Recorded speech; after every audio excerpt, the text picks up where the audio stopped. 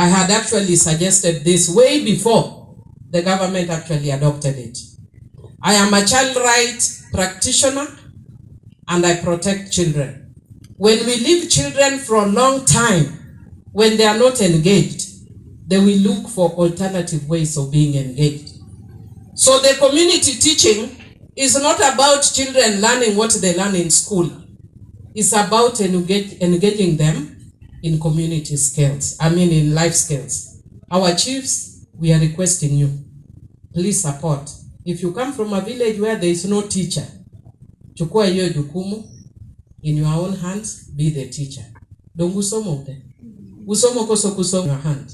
Engage our children, and I want to say that I'm very concerned. I was discussing earlier, and Bwana DCC told here in Suba North, many young children, even 4 years, 3 years, are going around now that schools are not going on, hawking vegetables, hawking different things kwa milango, every door. Yeah. They are going door to door.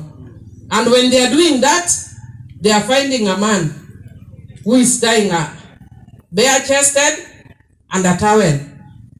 And is telling the child, ingia hapo uweka mboga hapo nyuma. Mtoto akiingia kuweka mboga, yeye anamfuata na mboga yake. You know the mboga I'm talking about? Anamfuata mtoto na mboga yake. Akwa yoni yehuru konywa, and that is why we started Dero to try and help. The government has also been gracious. Serikali nocho miwa a lot of food. Still request the government to give us more food so that children are not hawking all over. These are my private parts, private parts, private parts. These are my private parts.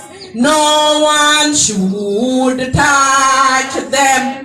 No one should play with them. No one should look at them.